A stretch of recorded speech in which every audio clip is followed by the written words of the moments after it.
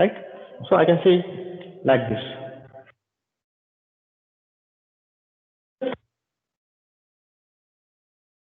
You can look into the high carbon steel, medium carbon steel, and low carbon steel.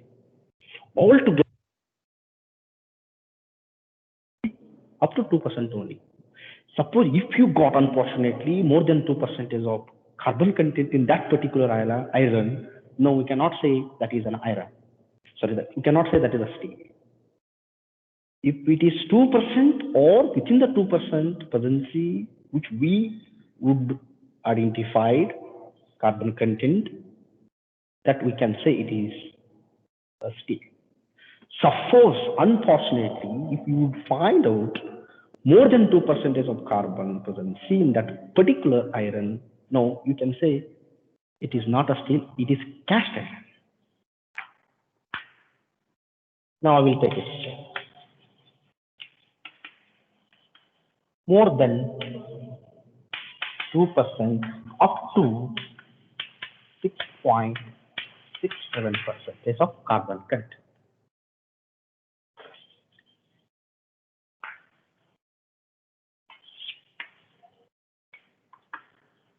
More than 2% up to 6.67% of carbon, right?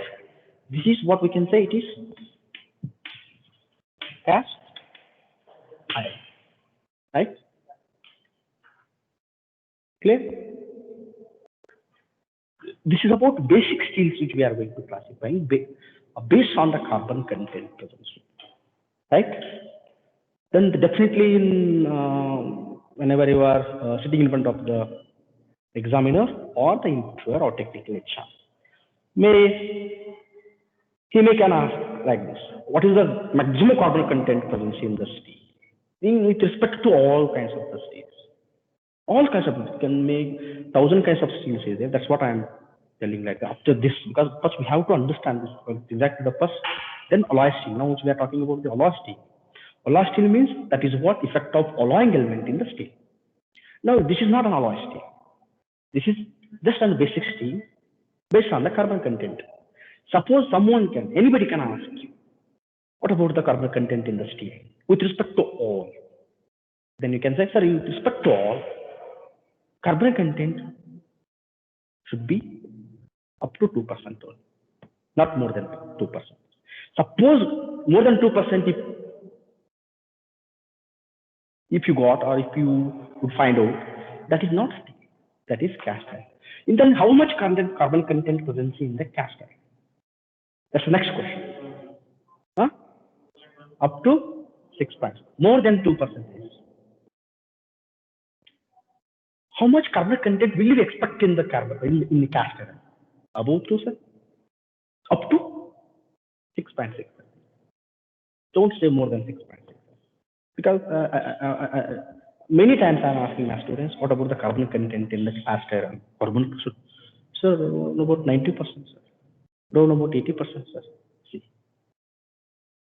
By giving like this answers to the examiners,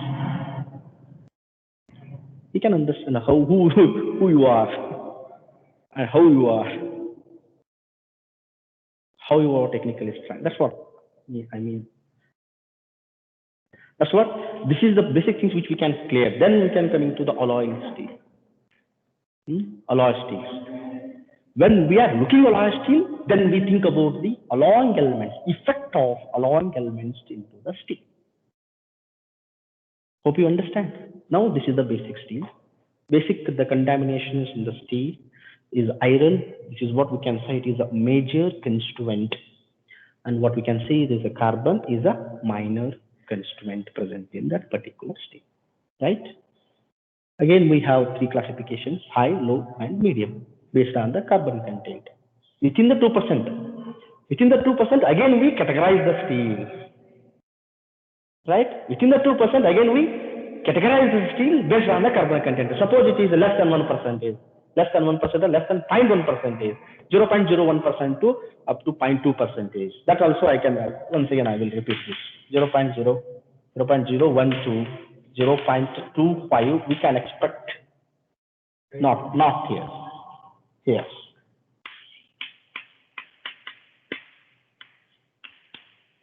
If that particular steel is called as low carbon steel, then we can expect the carbon content is around about 0.01 to 0.25. That's it. This category which we can say it is a low carbon steel. If that steel is called as a medium carbon steel, then how much we can expect? 2.6. We can take up to 5.6 or 5.5, approximately 5.5 and 5.6. Right? Okay, if it is mentioned or called as a medium carbon steel, then the carbon content is how much we can expect? We can expect above 0.6 to 0.56.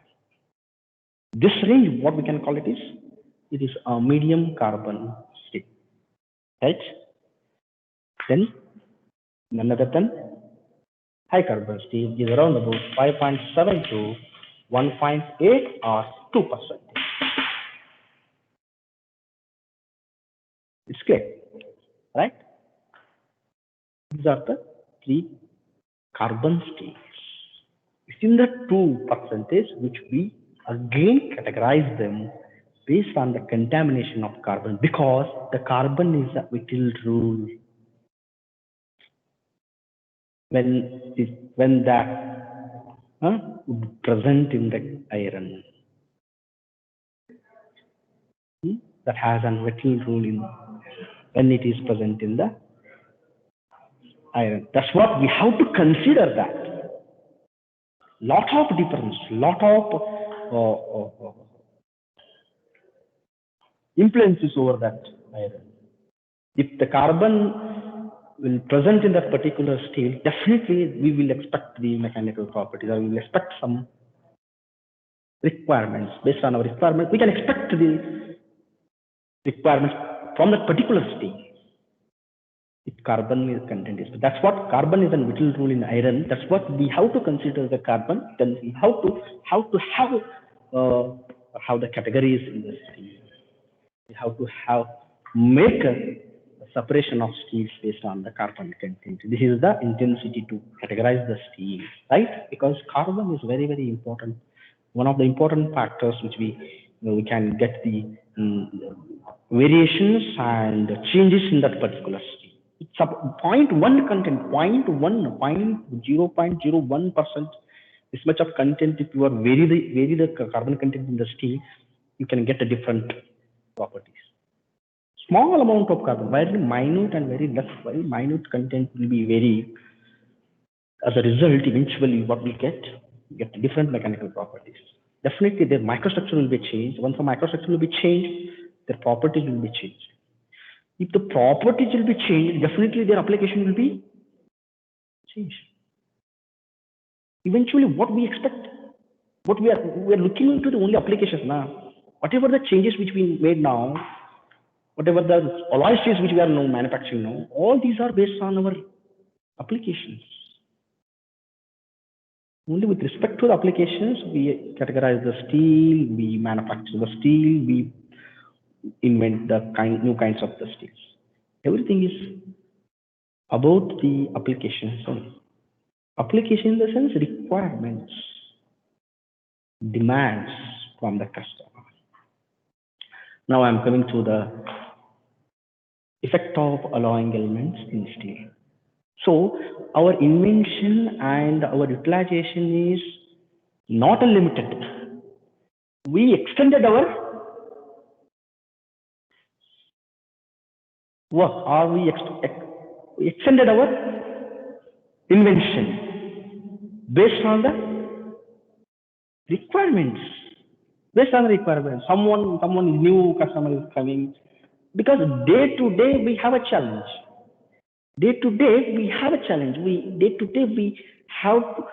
have faces the new challenges. That because day to day the new customers will coming. They are talking like this. They are expecting like this. They are demanding like this. Based on that demand, we have to create the new things. We have to create the new steels. This is not only the carbon content steels, because what he is expecting we cannot achieve through these normal basic carbon steels, because his expectations is beyond the expectations, beyond the requirements as per these steels. That sense, what we can do, we're supposed to do, we have to create a new things. That's what Now, alloying steels. Our restriction or invention is not only up to this limit. Again, our work will be extended. Now we are taken alloy steels. That's what now coming to the point. Alloy steels. When you are looking to the alloy steels, now, then this point will be. Meanwhile, we should understand the effect of alloying element in the steel. Shall I wrap this? This is what I hope you get this, because we have to have this basic idea, then we can take into the alloying state. Whatever directly alloying elements mean, what exactly the alloying state, like that. So now we have to paste this, because this is what our basic strength. Now coming to the alloying state.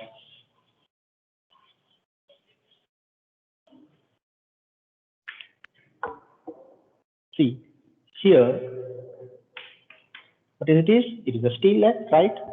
Whether it is belongs to high carbon, low carbon, medium carbon. That is what, based on our applications which we are selecting the any one of the steels. Now I am saying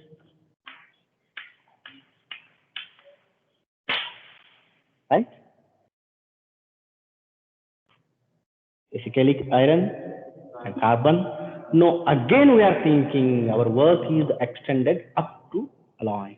And third contamination. That first is iron basically, then it is a carbon. Now the third one is alloy. Which are the alloys which we are allowed to introduce into the basic steel? That is what alloying effect. Suppose how many alloys are present? Already I told you that alloys. Silicon is there, right? Nickel is there, manganese, magnesium, cobalt, chromium.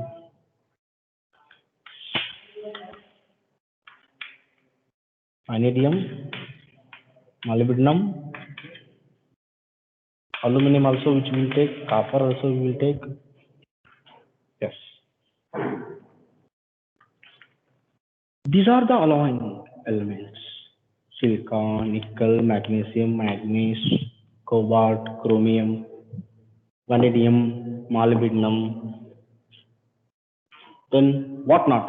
Aluminum and copper also which we will take into the steel. While we are producing the alloying steel. Why you are producing the alloying steel? Yes. What exactly the alloying steel? Alloying steel that has some alloying elements. If you can say it is alloy steel that has some alloying elements, along with as usually iron and carbon, along with particular one or two alloying elements which we are taken into the steel. Then hence it becomes alloy steel. Basically it is a carbon steel. In any category you can say it is low carbon, high carbon, or medium carbon. Once we take the alloys into the steel, now hence it becomes alloy steel. Right? Now then we discuss about the effect of alloying elements. Effect of alloying element means if you are choosing or chosen silicon into the steel, then what kind of the mechanical properties will you expect? How the changes or takes place? What kind of the changes or takes place in the steel? Suppose if I can take a silicon, suppose if I can take a nickel, suppose if I can take a magnesium, suppose if I can take a manganese, suppose if I can take a cobalt and chromium, then what kind of the changes we can expect or we will expect in the steel? That's what effect of alloying elements in the steel. Now coming to silicon. If you take the silicon into the steel, what kind of the changes which we can expect? We would look into that. 2 to 3% or less than point. So 0.12, you can take up to 2% of silicon into the steel. Right? Up to 3% silicon which we are Most commonly, we are taken the silicon into the steel because of strength and heart. Because of we have to enhance their strength as well as heart and other related properties, toughness also, which we can expect from the steel. We have to enhance little bit toughness. We have to enhance little bit toughness and strength. And also little bit hardness we can expect. For example, low carbon steel is there. For example, low carbon steel, which we can say it is low carbon steel. In low carbon steel,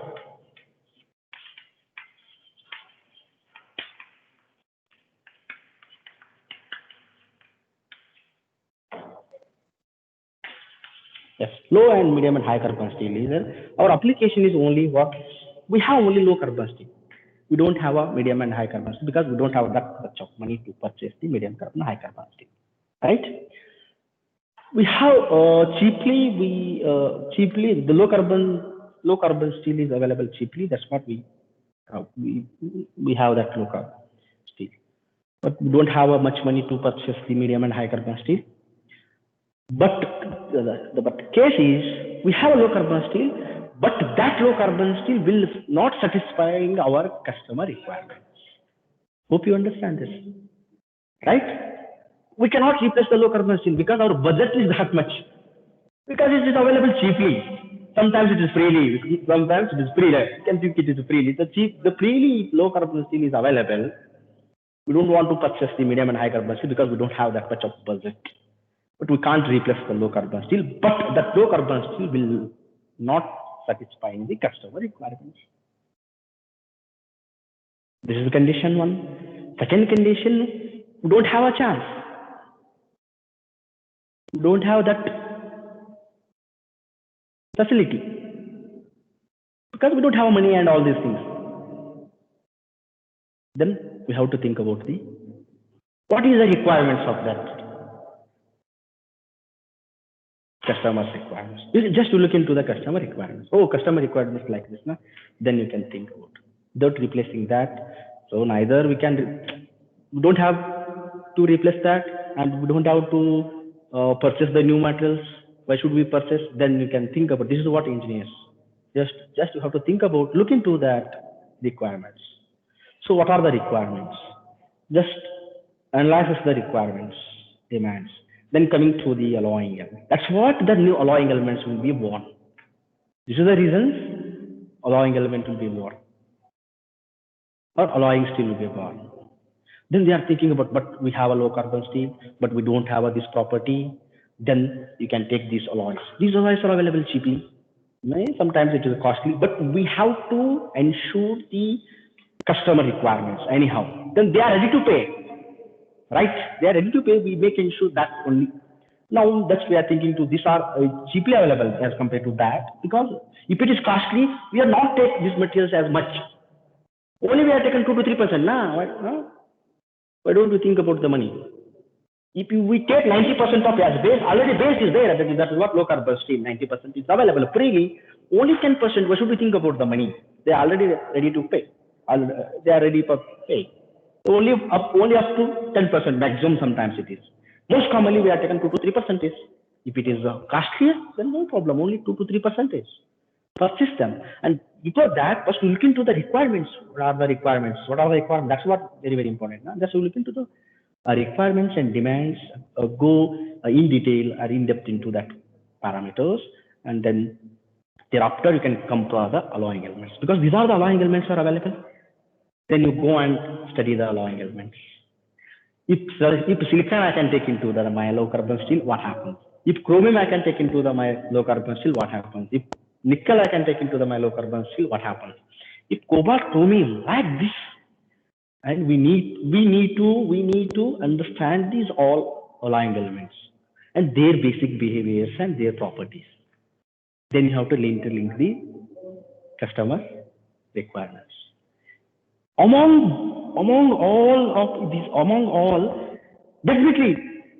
definitely among 10 to 15 is there, among 10 or among 15, any one alloying element match requires definitely. Among all, anyone, definitely anyone will be match with our requirements. Yes, this will be matched. Then you can take that. Suppose, what is your requirements? Your requirements is a little bit tough and hard and strength will be improved in the steel. That particular low carbon steel has a less strength. Or assume it has a less strength and less hard. Low carbon steel most commonly less hard. Most commonly the low carbon steel will have, because of the carbon content is less, we can expect the strength, we cannot expect the hardness. So we have to enhance the hardness property in that particular low carbon steel. In that sense, we need to take the silicon, right? Because silicon, I already gone through the properties of the silicons. I gone through the research of the silicon. Silicon has a tremendous hardness. If we take the silicon into the steel, definitely that would be increases. Then you can take the silicon. Silicon is the best choice for our requirement. Then take how much percentage I can take. What was the requirement? What was the requirement? What was the value of that requirement? Up to that, not more than that. Unnecessary, why should you take the more than that? What is your requirement? How much he was, what was the values, all these values? Based on that values, you can take 2%, 3%. Sometimes it is less than 1%. Sometimes it's less than 1%. Take that into the here. Here, alloy, which alloy it is now? Silicon alloy. Because now, once we take 2 to 3% of silicon into that carbon iron, now it becomes alloy steel.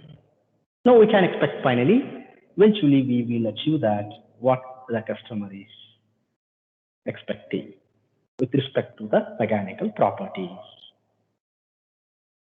But he's expecting directly the usage and applications. But we have to, how we are achieving that requirement? Through the mechanical properties, right? But he don't know, he don't understand that. What he's saying I wanted this property only like this. But we have to enhance through the mechanical properties. We have to fulfill that through the only mechanical properties. Now we are adding the silicon into the steel. Definitely the mechanical property will be improved. That will be satisfying this customer demand. Okay, na? This is silicon. Suppose we will take the silicon into the steel. What happens? That's what happens. Toughness will be improved, hardness will be improved a little bit. Strength is also improved for particular steel. Suppose if you take the nickel, this is also up to 0.05 to 2 to 3%. We can take nickel into, most commonly 2 to 3%, which we can take into the steel. Nickel. Suppose we take into the nickel into the steel, what kind of the property we can expect in the steel? Some temperature related properties. Again, strength will be also increased and more toughness. Suppose we are looking into the particular toughness, better we can take the nickel.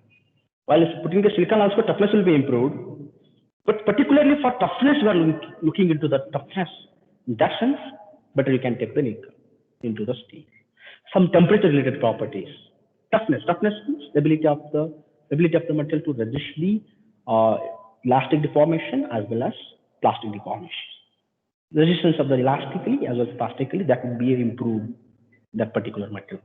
Once we take into nickel into the steel, that toughness of the steel will be improved.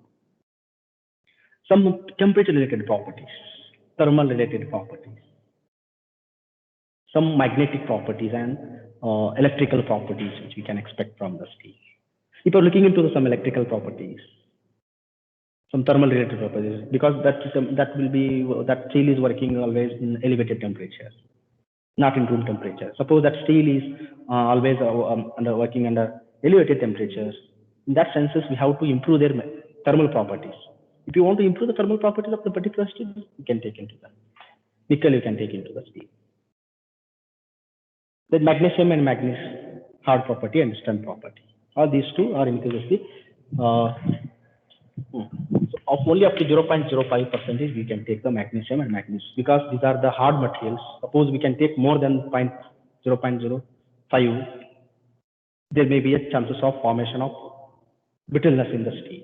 That's what we can only restrict it to these magnesium and magnesium. And most commonly we are taking the chromium steels, which are taken. Chromium into the steel. We can say it is a chromium steel. Up to sometimes 36% of chromium which we can take into the steel. Suppose we can take the chromium into the steel, what kind of the property will improve? Wear property of the steel will be improved. And also temperature related properties. One more is there, tungsten, W. Chromium has a very hard property. Wear property. Now we are making some kinds of the tools. While making the tools, what kind of the steel we want? Hard steel we want. At least the tip of the tool should be a very hard. In that senses which we have taken the chromium. Chromium is improving the hardness property of the steel. Right? Hardness property and wear resistance property will be improved once we are taken into the steel. Chromium which we can take into the steel. The sir is waiting. Last we will discuss tungsten. Then we will discuss in detail. I will write the properties. I will list out that and I will write the properties in next class. Just you can note on. Right now I'm just orally discussing about the properties. Because orally it's not effective. I will give that particular properties. I will write it here and you can copy that. Right? Now again, the last point I will discuss about the tungsten. W means tungsten. I hope you understand why we would choose the tungsten into the steel. Have you seen the tungsten? Where you see? Have you seen it before? Tungsten applications. Inside the bulb. Inside the bulbs, what it is? Huh? What it is? Huh? It is a tungsten wire like that material. Inside the bulb. An earlier bulb, please can see. 60 watt or 50 watt bulb, 100 watt bulbs, glass. In that small spring-like material, spring-like component. That is what tungsten. Because tungsten has a tremendous. Yes, filament. Tungsten filament. Good. Filament means the elevated temperature. Always it is under suspension of elevated temperatures. I hope you understand now. That filament. Because filament, why filament? Because always it is an elevated temperature. So that tungsten which we can take into the steel because we are expecting thermal properties and high temperature withstanding capability we are expecting from that particular steel. In that cases, we can take the tungsten into the steel. Because our steel is working in elevated temperature. Sometimes, many of the times our steel is working in elevated temperature. You can take a shafts and some other components, engineering components, while continuously it's been working hours, 2 hours, 3 hours, 4 hours, 5 hours. That will be temperature will be very high in that particular reason. In that cases, which we can manufacture the steels that should be withstanding that particular temperature in elevated temperature. In that sense, which we can take the tungsten into the steel, right? Okay, now I will wind up. In tomorrow classes, in detail, we will discuss about the properties. I will write it here. You can copy that. Now I will wind up the class.